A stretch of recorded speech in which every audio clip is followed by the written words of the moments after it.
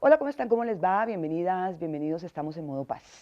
Queda poco más de un mes para que termine la actual legislatura, que ha estado marcada por la discusión y aprobación de proyectos de ley y reformas constitucionales, todos relacionados con la paz. El gobierno anunció la presentación de 50 iniciativas legislativas, pero hasta ahora ha presentado 6. Quedan todavía más de la mitad por presentar aquí en el Congreso de la República. Se terminan las facultades extraordinarias del presidente a finales de este mes y la vía rápida, el famoso fast track, se tuvo que adelantar o se tuvo que extender hasta el próximo mes de noviembre, por 6 meses más. Todo hace suponer entonces que la agenda legislativa del próximo semestre estará nuevamente marcada por los temas de paz. Viene toda la reglamentación de la justicia especial, de la participación política de las FARC, de las circunscripciones especiales, viene también la reforma electoral y la ley de tierras, entre otros proyectos de ley. Estos dos últimos ya han levantado literalmente un tierrero antes de llegar aquí al Congreso de la República, porque ni los políticos ni los latifundistas quieren que les cambien las reglas de juego. Se ve entonces una actividad legislativa caliente, acalorada el próximo semestre, con un priorito, que están todos los parlamentarios en campaña preelectoral. Pues bien, hoy al programa invité al presidente del Senado, al senador Mauricio Liscano, para hacer un balance de cómo termina este semestre legislativo en los temas de paz y otros temas importantes que se discutieron aquí en el Congreso. Estamos en modo paz, regreso en unos minutos.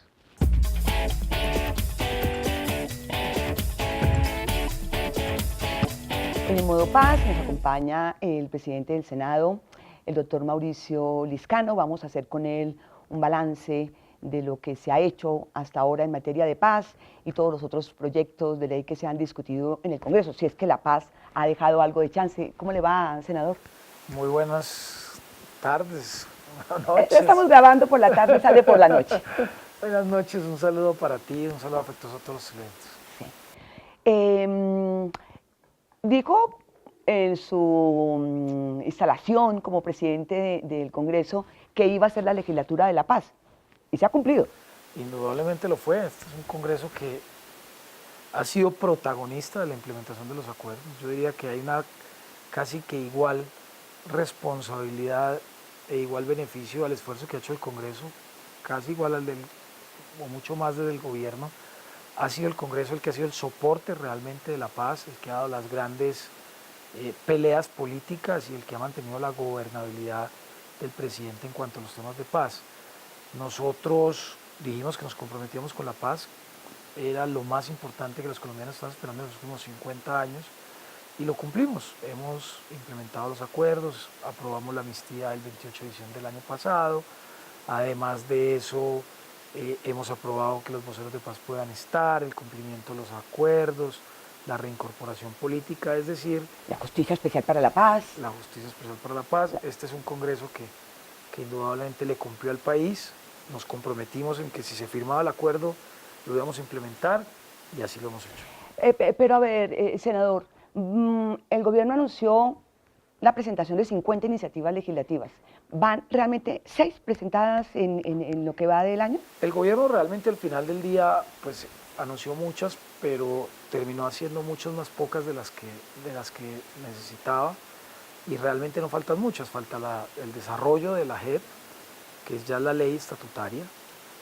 Falta todo el tema agrícola, que ayer hablamos con el señor presidente, que una parte va a ser por facultades, lo mínimo que se pueda, y la mayoría del tema agrícola va a pasar por el Congreso. Falta el tema que ya también está presentado en lo que tiene que ver con las circunscripciones especiales, que son 16 circunscripciones especiales.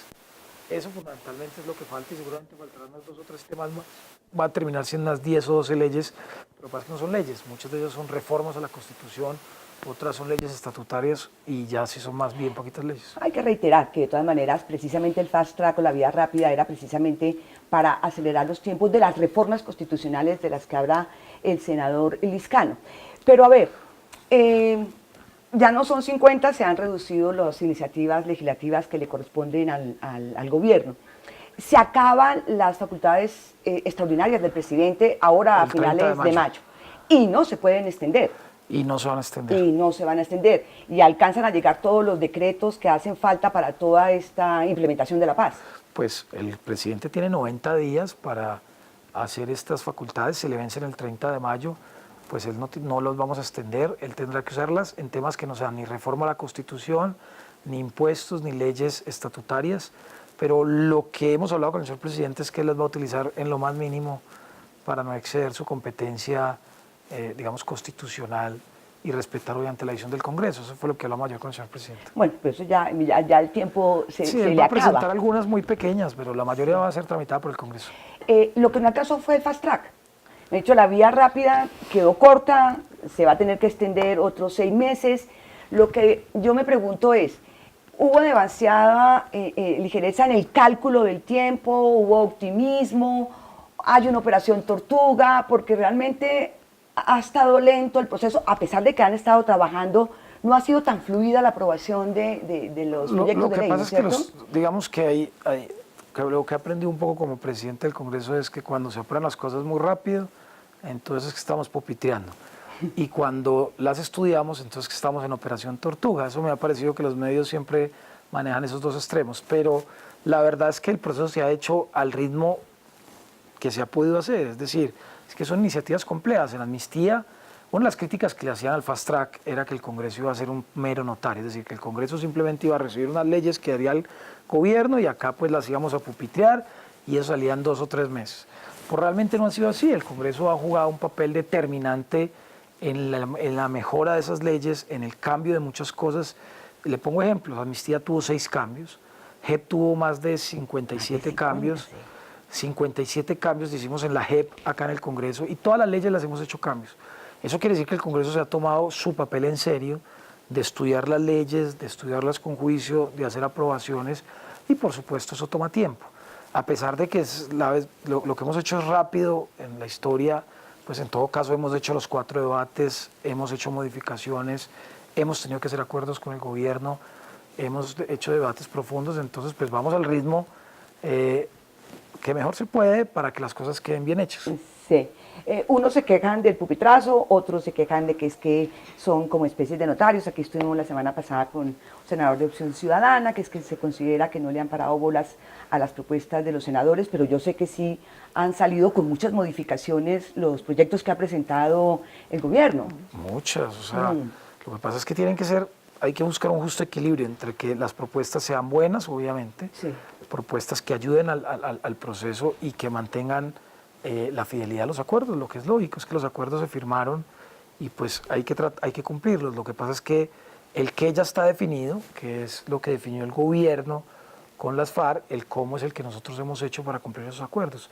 Entonces, llegar a ese equilibrio pues requiere de buenas propuestas de inteligencia, pero más de, yo diría, 150 iniciativas parlamentarias han sido incluidas en todas estas leyes. Sí, ya sabemos cuál es la posición del Centro Democrático frente al acuerdo de paz, pero he conversado con otros senadores que, por ejemplo, se abstienen, se han abstenido de votar las leyes, se han ausentado.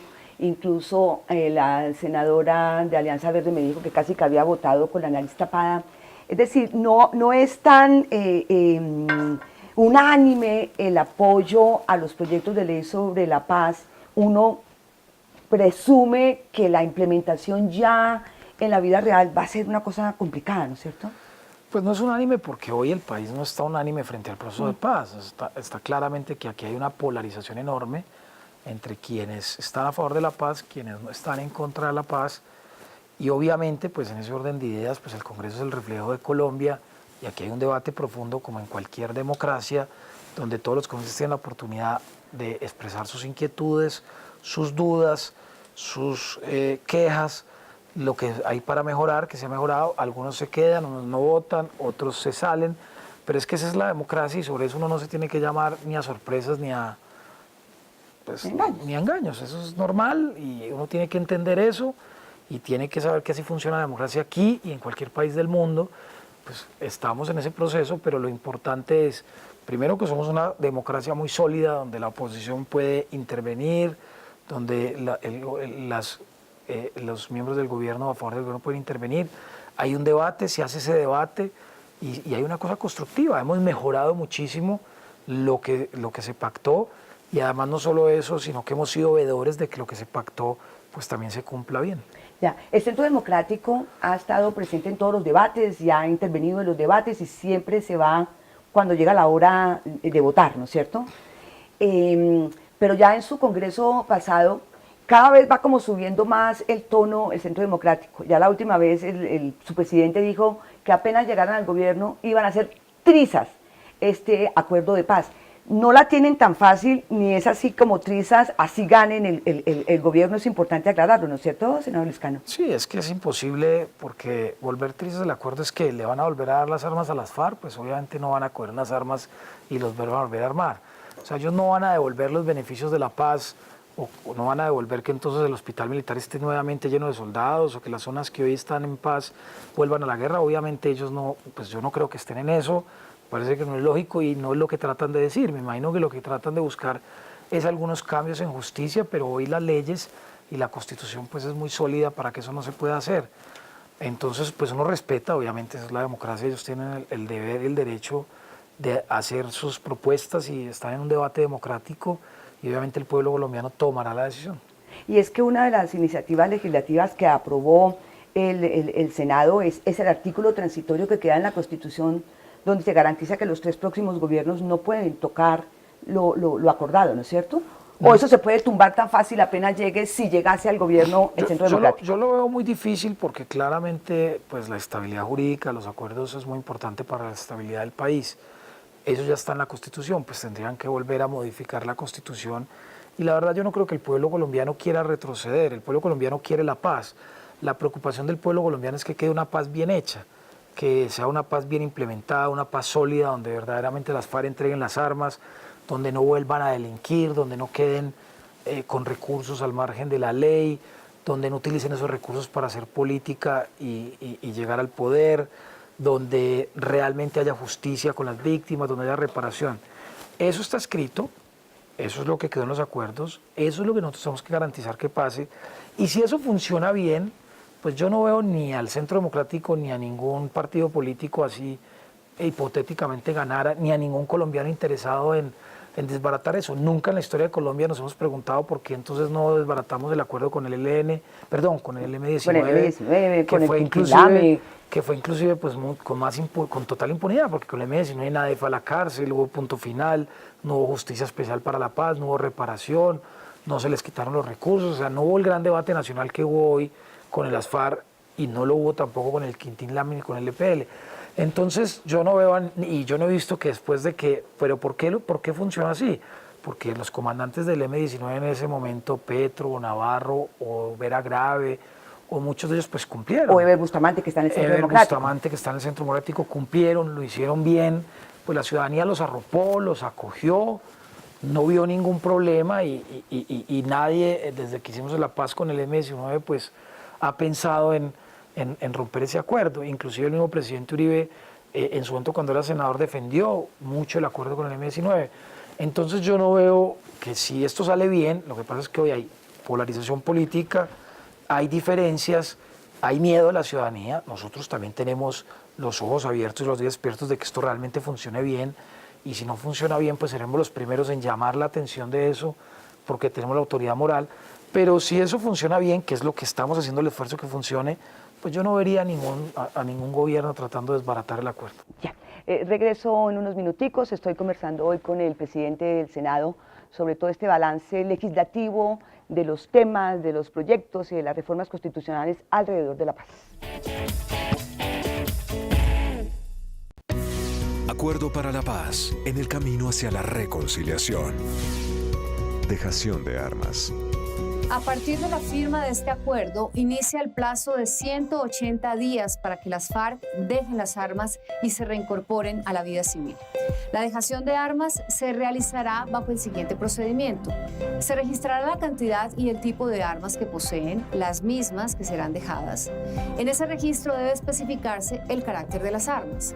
Dentro de los campamentos ubicados en las zonas veredales, o sea, los sitios de concentración pactados, y solo mientras estén dentro de ellas, cada uno de los guerrilleros estará autorizado a portar un arma individual y todos serán vigilados por el componente internacional del mecanismo de monitoreo y verificación.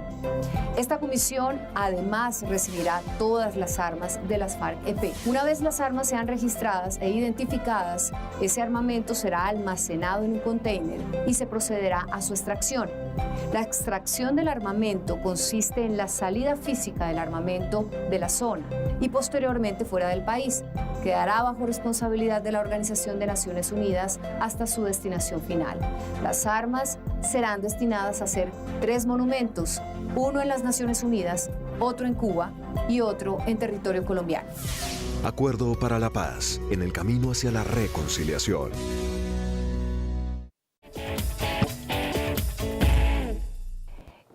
Para el Centro Democrático, la impunidad que supuestamente genera este acuerdo de paz y la participación en política de las FARC son como los dos monstruos o los dos caballitos de pelea.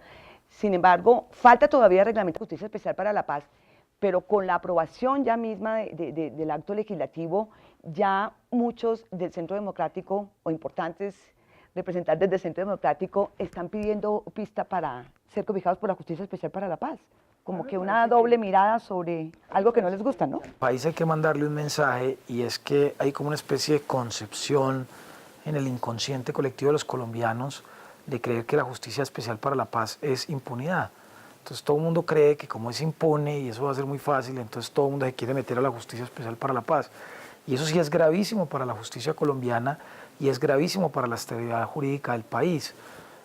Yo creo que la Justicia Especial para la Paz está diseñada para quienes fueron determinantes en el conflicto interno, llámese guerrilleros, obviamente militares si quieren acogerse, o determinantes de la sociedad civil, gente que financió una masacre o que financió, pues digamos, no obligatoriamente, digamos, una toma guerrillera. Pero el resto de los colombianos no están para la Justicia Especial para la Paz. Es decir, para mí los exministros del gobierno del presidente Uribe que pidieron esos no deberían ser acogidos en la JEP porque esos son actos diferentes de la justicia ordinaria que por supuesto no tienen relación con la JEP. Y en eso la JEP, que hoy no está funcionando, sino que tiene un secretario que es un funcionario de las Naciones Unidas, me parece que está actuando de manera ligera y con mucha irresponsabilidad en estar sacando certificados de que la gente está en la JEP cuando la JEP no está funcionando. Él es un funcionario, un secretario que no tiene esas facultades. Obviamente, pues si es un guerrillero, pues es un trámite muy fácil, o si es un militar como el general Uzcategui. Pero ya yo creo que el hacker se quiera meter a la JEP, que los miembros del ministro se quieran meter a la JEP, eso no se puede hacer, porque ya quienes fueron condenados por la Corte Suprema de Justicia, entre otras cosas, así quedó en los acuerdos, no se pueden cambiar las sentencias, y ellos no estuvieron en el conflicto. Pues, entonces ese cuento entonces yo sí creo que ahí el gobierno y al país hay que mandarle rápidamente un mensaje de que entonces ahora todo el mundo que quiere no pagar sus penas o que cree que eso va a ser impunidad, entonces se quiere ir corriendo con sus maleticas para la JEP. Eso, ahí hay un grave riesgo que tenemos que parar. Pero lo que sí es claro es que es un acuerdo de paz cuya justicia no es estrictamente punitiva, sino que busca ser restaurativa, senador, que yo creo que eso es clave, apartándonos de... Pero para quienes estuvieron en el conflicto, no para los demás, para que fueron actores determinantes del conflicto, llámese guerrilleros que cometieron delitos de lesa humanidad, militares que consideren ellos voluntariamente que cometieron delitos de lesa humanidad, pero no es para el ciudadano que entonces condenado por corrupción, entonces no le van a pedir pues para la JEP, porque eso no se puede. Desnaturalizar la esencia misma. No, y eso no es para eso. La JEP es para acabar el conflicto y no para buscar impunidad a todas las personas. Ya, que decía que además que no es una justicia punitiva, sino restaurativa, que en el centro están las víctimas, que hay una comisión de la verdad a la que muchos le temen, senador. Es que la gente sí está dispuesta a decir toda la verdad, la gente sí está preparada para recibir y conocer toda la verdad, que es uno de los aspectos de la justicia. Pues digamos que el elemento fundamental de la Justicia Especial para la Paz es la verdad, porque la verdad es liberadora y además es un elemento fundamental para el perdón, para la reconciliación y especialmente para las víctimas que quieren saber qué fue lo que pasó con sus personas. Hay muchos desaparecidos, hay más de 250 50.000 personas desaparecidas en Colombia en los últimos 50 años, y por lo menos si alguna parte de esas puede saber qué pasó con ellos, pues yo creo que es un elemento fundamental. Pero cuando se habla del elemento de verdad, pues es una verdad no penal. Hay como dos verdades. La Justicia Especial para la Paz, de quienes se someten, es una verdad penal, que será juicio, pero hay una comisión de la verdad que lo único que quiere es como entender... Una cosa simbólica. Sí, entender, y eso todos los procesos de paz en el mundo han tenido unas comisiones de la verdad, como entender cuáles fueron las causas, qué sucedió, porque pues obviamente el que conoce la historia pues no la repite. Entonces eso es como un hecho simbólico, pero pues eso realmente no va a tener ninguna consecuencia jurídica. Sí. Este aspecto de la Comisión de la Verdad, de la justicia restaurativa, pero el otro, decía yo en algún programa pasado, la espina irritativa del uribismo es la participación en política de las FARC. Esta semana se logró ya la conciliación de la reglamentación, de la participación de las FARC en política. ¿Cómo quedó? ¿Qué le gusta? ¿Qué le parece conveniente? ¿Qué le parece inconveniente? Hay algunos que dicen que es que muchas gabelas para las FARC. Indudablemente lo que es más antipopular y lo que los colombianos más rechazan pues es fundamentalmente la participación política en las FARC, porque pues creen que van a pasar directamente del monte al Congreso de la República, lo cual es es parcialmente cierto, no es como ellos lo ven, porque primero para que ellos se tomen el poder, es decir, para que las FARC llegue al poder en Colombia o a la presidencia de la República o a tomarse las mayorías del Congreso, pues la única forma es que el pueblo colombiano vote por ellos. Yo dudo mucho de que las mayorías hoy en Colombia acompañen a las FARC por los enormes daños que han hecho a la sociedad. Los procesos de paz se ha tomado 20, 25 años. Y los colombianos pues no van a olvidar fácil y pues además no los van a premiar con su voto. Entonces no es cierto que ellos se van a tomar el poder. Diferente es la base del acuerdo, y es que entregan las armas para que en vez de defender sus propuestas matando gente o poniendo bombas, previamente pasando por un sistema de justicia especial para la paz, puedan participar en política, pero los colombianos son los que tienen la última palabra si los eligen o no. Entonces las cosas, quienes por ejemplo como voceros de paz ahora están en el Congreso, sin voz sin voto, son profesores de la Universidad Nacional. Así es, aquí lo estuvimos en el Acá no programa. han enviado ellos pues, los comandantes ni los hombres armados. Ahora, ellos tienen un mínimo muy pequeño de curules, pero tienen que ir a las elecciones y será el pueblo colombiano el que los decida. Lo que ellos se les va a otorgar en curules es un máximo de 5, un mínimo de 5 dependiendo de cuántos curules saca. Si eligen 3 pues tendrán 2, si eligen 4 tendrán 1 y si eligen 5 no tendrán ninguna. Y fundamentalmente es una participación que en todos los procesos de paz en Colombia y en el mundo pues tiene una participación pequeña. Pero 5 representantes a la Cámara en un número de 166 y además son adicionales, es decir, en 172 más o menos. Sí. En ese nivel, pues yo no veo realmente que 5 personas vayan a cambiar las mayorías del Congreso, pero sí permite que los colombianos podamos vivir en paz. Entonces, a mi juicio, desde el punto de vista pragmático, es un costo mínimo y es la oportunidad que todos vivamos en paz. Ni es que tengan tantas gabelas y tantas facilidades. Pues la única que tienen es esa, porque el resto les toca ir a las elecciones igual como todos nosotros, y el pueblo colombiano pues verá si vota por Timochenko, por Mauricio Liscano o por Santrich y cualquier otra persona las que quieran votar, y yo creo que el pueblo colombiano pues va a tomar una sabia decisión. Sí, y la aprobación simultánea del Estatuto de la Oposición que estaba en deuda del país con los partidos minoritarios y los partidos de oposición.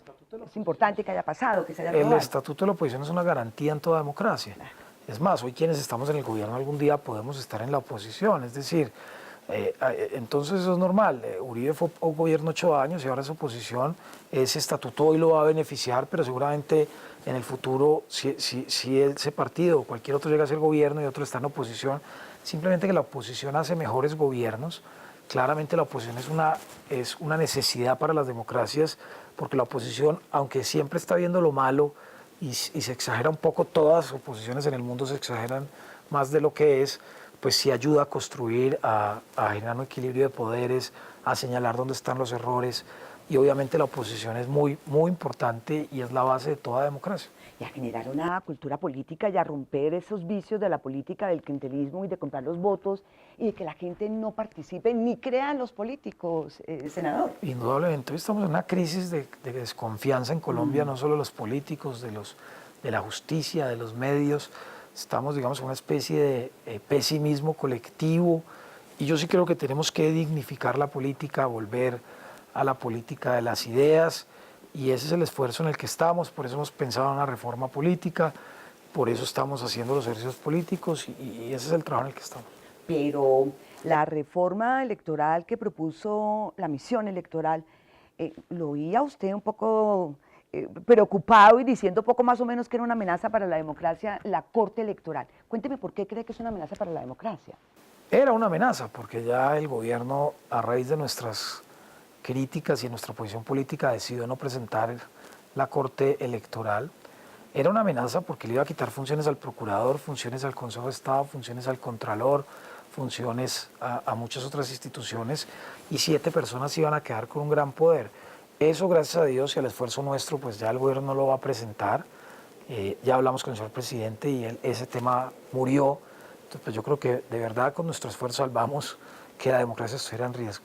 Sí, pero para otros era una buena reforma y forma de controlar la actividad política y electoral, que haya una corte, que haya...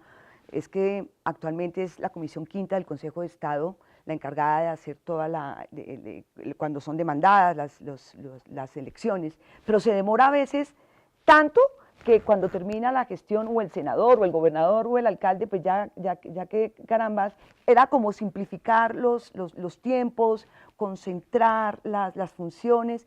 No era una mala idea. Pero para simplificar los tiempos, tú no necesitas crear un monstruo de 7 magistrados con auxiliares, con tribunales en las regiones, con jueces en los municipios, que iba a costar billones de pesos y con un poder enorme. Para simplificar los tiempos es lo que estamos haciendo hoy, lo que vamos a presentar. Fortalecer el Consejo Nacional Electoral, darle funciones de policía judicial, independizarlo de que el Congreso no le elija, para que tú no elijas a quien te investigue, crearles unos jueces mucho más imparciales en el Consejo Nacional Electoral y poner unos procedimientos más rígidos, e inventarse una cosita simplemente que cuando usted va a aspirar, pues hayan unas decisiones judiciales previas para que definen si usted está inhabilitado o no, y así el Estado se ahorra miles y miles de millones. Eso ya lo resolvimos sin tener que crear ese supermonstruo electoral y supermonstruo burocrático y ese elefante blanco que iba a arrodillar la democracia. Ya. Y tampoco está de acuerdo con las listas cerradas, que es una forma de fortalecer los partidos y de acabar con estas empresas electorales. Sí, estoy de acuerdo con las listas cerradas. Eso es una discusión muy importante. Lo que pasa es que las listas cerradas no pueden llevar otra vez al bolígrafo, es decir, a que unos jefes políticos hagan las listas, porque eso acaba también con la democracia. Entonces, yo estoy de acuerdo con las listas cerradas con elecciones primarias o con un procedimiento transitorio. Estamos en esa discusión de ver qué es lo mejor para acabar con las microempresas electorales y con bajar la financiación de las campañas. Hemos propuesto también que hayan unas o senados regionales o departamentales o en algún porcentaje, porque en la medida en que las circunscripciones sean más pequeñas, en esa medida hay más rendición de cuentas, pero estamos en esa discusión. Esperaremos qué consenso llegamos con todos los partidos. Bien, regreso en unos minuticos para seguir conversando con el presidente del Senado, el senador Juan Solís. Acuerdo para la paz en el camino hacia la reconciliación. Sustitución de cultivos ilícitos. Se creará el Programa Nacional de Integración de Sustitución y Desarrollo Alternativo de la mano de las comunidades afectadas por cultivos ilícitos y con el apoyo de las autoridades nacionales. Así, las comunidades podrán participar en el diseño, ejecución y seguimiento de implementación. Se creará una estrategia integral para desarticular y judicializar de manera focalizada las redes del narcotráfico en el territorio. El gobierno se compromete a fortalecer la lucha contra el lavado de activos en todos los sectores de la economía y a establecer estrictos controles a la producción y tráfico de insumos y a la producción de narcotráfico. Se creará el Programa Nacional Integral de Sustitución de Cultivos Ilícitos. Este programa será la autoridad competente en cabeza de la Presidencia de la República para desarrollar este programa y trabajará de la mano de las autoridades departamentales y municipales. Es parte fundamental del programa la propuesta de la sustitución de cultivos ilícitos a campesinos de manera voluntaria.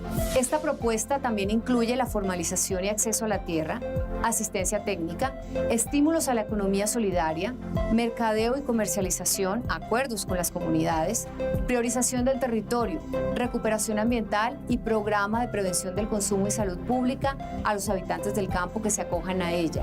El plan irá acompañado de un programa nacional de atención a personas que requieren tratamiento y rehabilitación por consumo de drogas ilícitas. Acuerdo para la paz, en el camino hacia la reconciliación.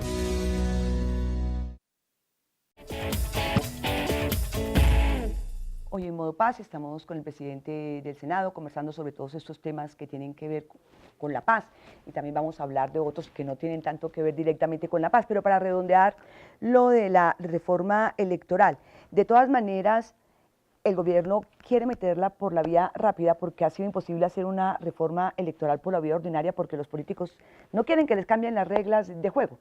¿Va a entrar y usted está de acuerdo en que sea a través de la vía rápida? Yo he dicho depende. Si hay un consenso de todos los partidos y todos estamos de acuerdo, pues no habría por qué no hacerlo por la vía rápida. Si realmente lo que presentan no tiene consenso, pues obviamente la vía rápida no puede servir para presionar al Congreso a aprobar algo en lo que no está de acuerdo, porque no hay ninguna reforma política en el mundo que se haga sin los políticos, porque por supuesto eso es un contrasentido. Las reformas políticas son para los políticos y por supuesto hay que hacerla con quienes hacen este ejercicio, y por supuesto el Congreso es el centro de la democracia, donde se hacen las leyes.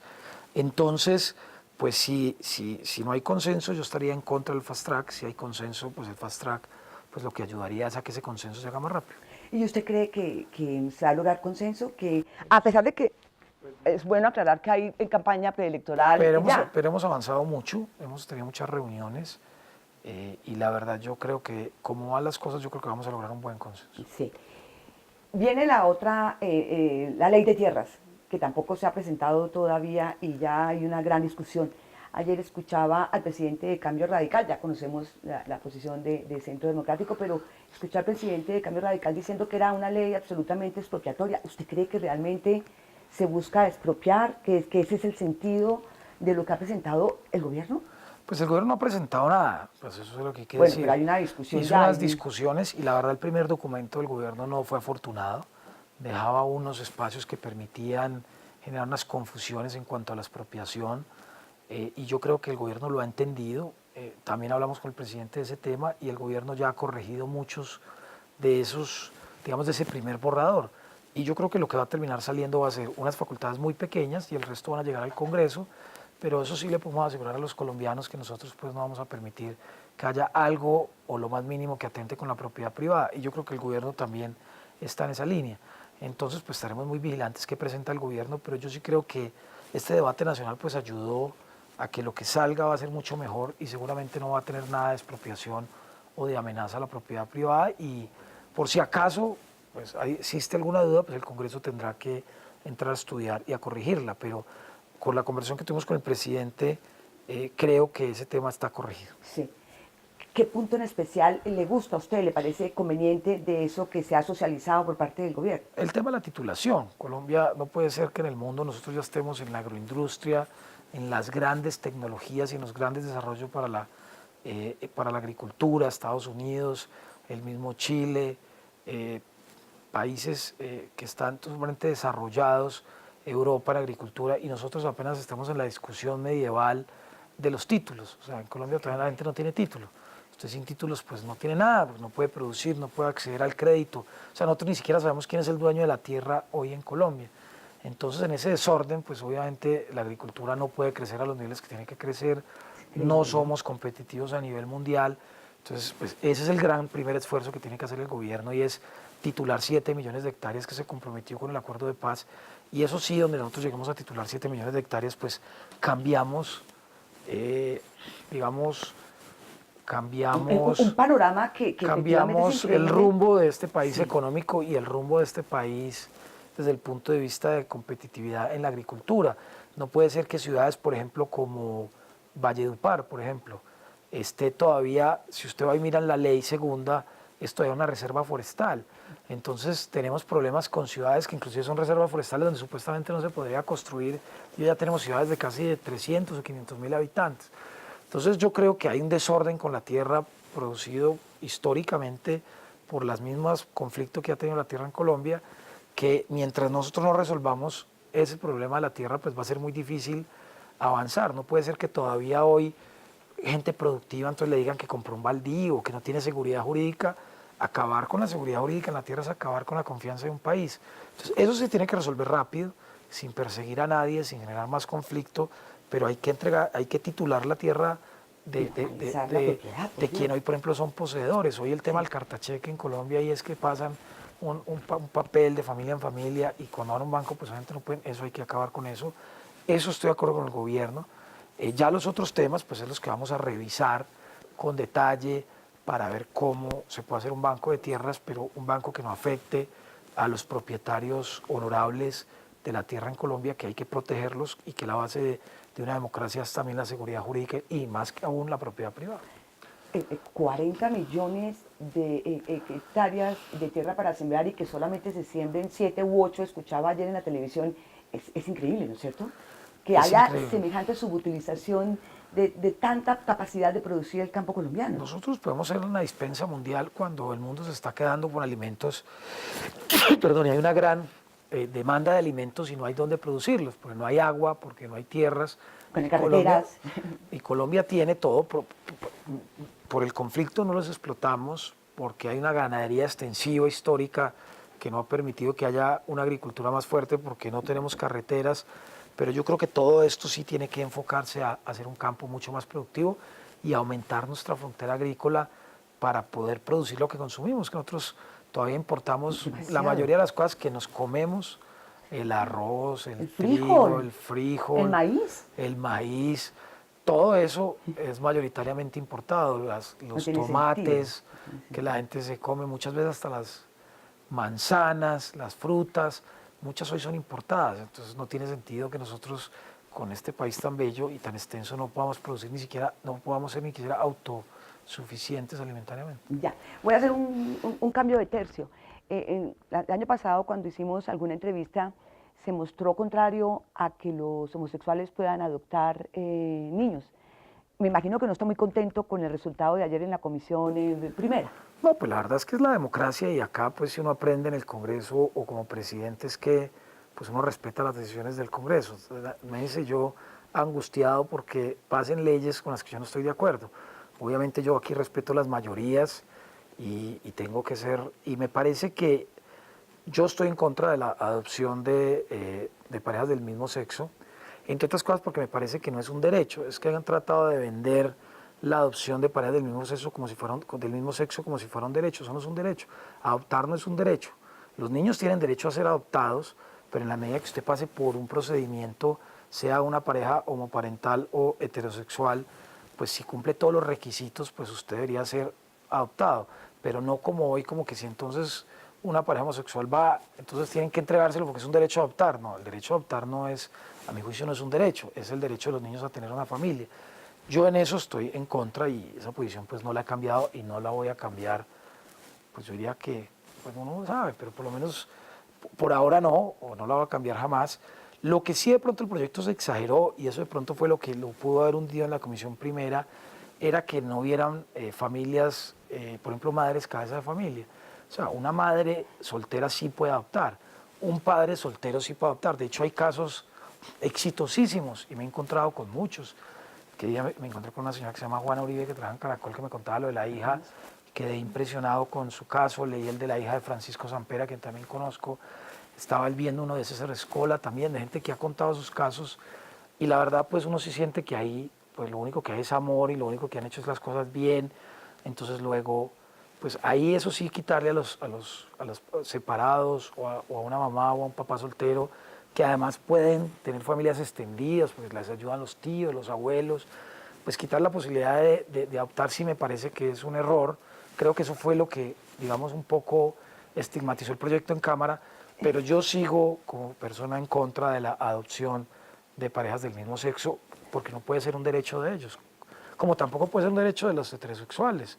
Es decir, es que adoptar no es un derecho, el derecho es el de los niños a tener una familia, pero la familia tiene que cumplir unos requisitos muy estrictos para que se les pueda entregar un niño.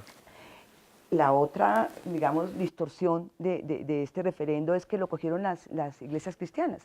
Ayer incluso uno de los representantes dijo, es que yo me guío por la Biblia y no por la Constitución.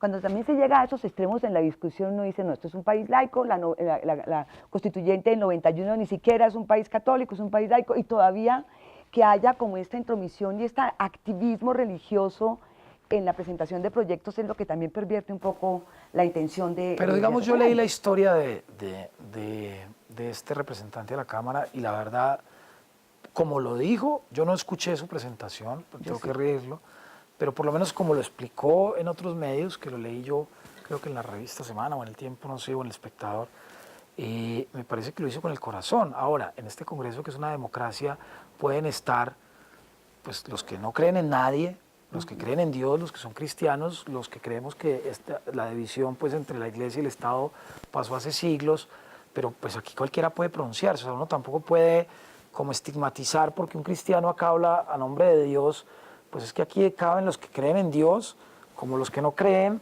y las mayorías tomamos una decisión y cada cual tendrá sus argumentos para defenderlo. Ahora, que el Congreso tomó una decisión sabia y la tomó, pero digamos yo no estigmatizaría a alguien que con el corazón habla a nombre de Dios, porque me parece que lo habla con el corazón. Ahora, que eso no lo puede hacer un juez, porque un juez sí tiene que fallar por la Constitución, pero un congresista puede aquí defender sus ideas, cualesquiera que sean, el que es ateo, el que está de acuerdo con digamos, el tema de la adopción de las parejas homosexuales, el que no está de acuerdo, el que cree, el que no cree, y el Congreso obviamente toma las decisiones. Esa es la democracia y yo por eso la verdad no lo juzgo.